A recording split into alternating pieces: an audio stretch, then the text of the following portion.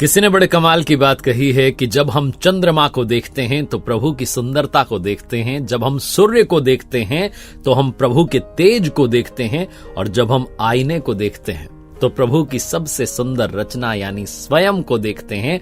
अपने ऊपर विश्वास करना शुरू कीजिए। नमस्ते, मैं हूं आरजे कार्तिक। पुराने जमाने की कहानी, एक किसान डंडे पर 2 घड़ों को लटका करके सुबह सुबह तालाब के पास जाता था, वहां से पानी भर करके लाता था अपनी झोपड़ी तक। ये उसका डेली रूटीन था। और उसके जो 2 घड़े थे बड़े पुराने हो चुके थे। उसमें से एक घड़ा जो था वो फूट चुका था, उसमें से पानी रिसने लगता था। और किसान जब तक घर पर पहुंचता था तो 2 घड़े पानी की जगह सिर्फ 1.5 घड़ा पानी पहुंचता था। जो सही घड़ा था उसे इस बात का घमंड था कि जो मुझे कार्य दिया गया है मैं 100% काम पूरा करता हूं, जो किसान की मेहनत उसको बर्बाद नहीं होने देता। और वो इस बात से फूटे घड़े को चिढ़ाता था कि तुम किसी काम के नहीं हो, तुम्हारा समय समाप्त हो चुका है, तुम्हारे अंदर इतनी बड़ी कमी है। वो तो किसान को पता नहीं चल रहा है, पता चल गया तो तुम्हें कब का उठा करके फेंक देगा, नया वाला घड़ा ले आएगा। इस बात से बार बार उसे चिढ़ाता था। और वो जो फूटा घड़ा था वो भी बड़ा उदास रहता था। वो सोचा करता था कि बेचारा किसान जो इतनी मेहनत कर रहा है उसकी मेहनत व्यर्थ हो जाती है, मैं पूरा पानी भी घर तक नहीं पहुंचा पाता, किस काम का हूं। एक दिन उससे रहा नहीं गया।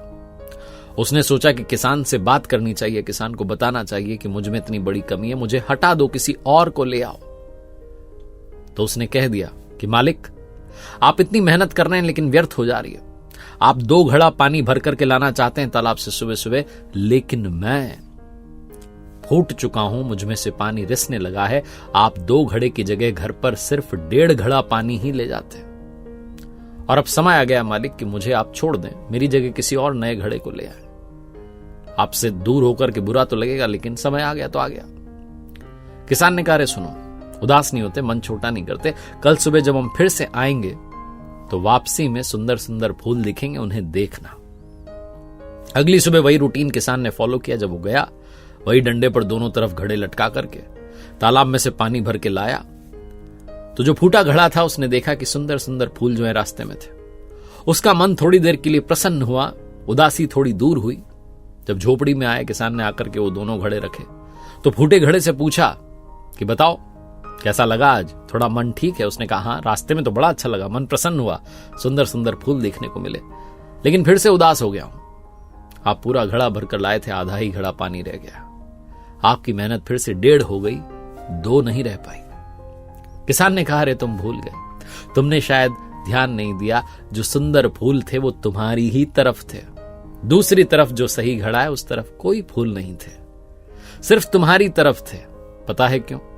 क्योंकि मुझे बहुत समय पहले से पता है कि तुम फूट चुके हो, तुम में से पानी रिसने लगा है। तो मैंने क्या किया, मैं बाजार गया, वहां से बीज लाया, और पूरे रास्ते में, जब हम तालाब से झोपड़ी तक आते हैं, घर तक आते हैं, पूरे रास्ते में उन बीज जो थे उनको बो दिया। और तुम में से पानी रिसता चला गया। तुम रोज उन बीजों को सींचते रहे, पौधे बन गए, सुंदर सुंदर फूल आ गए। रंग बिरंगे फूल से वो पूरा रास्ता सज गया है। किसकी वजह से? सिर्फ तुम्हारी वजह से। मुझे तुम्हारी कमी पता थी, लेकिन मैंने उस कमी को ताकत बना दिया।